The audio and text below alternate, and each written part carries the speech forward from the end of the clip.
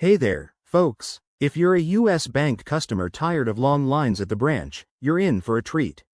Today, I'm walking you through how to deposit a check using the US Bank mobile app. It's quick, secure, and super convenient. Whether you're a tech newbie or just want a refresher, this guide will have you depositing checks from your phone in no time. Let's dive right in. First things first, make sure you have the US Bank mobile app installed on your smartphone.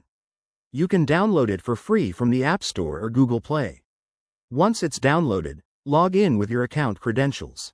If you haven't set up the app yet, you'll need to verify your identity. It's a quick step to keep your money safe. Now, open the app and look for the Deposit or Mobile Deposit option, usually found on the home screen or under a menu like Accounts or Services.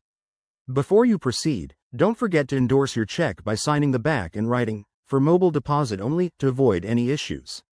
Next, select the account where you want the funds to go.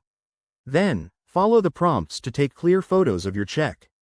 Make sure the entire check is visible, well lit, and not blurry. The app will guide you on how to position it properly. Once you've snapped the front and back, review the images for accuracy.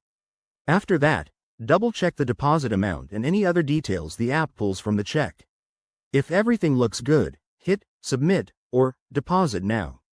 You'll get a confirmation message, and the funds should be available in your account within a day or two, depending on the check.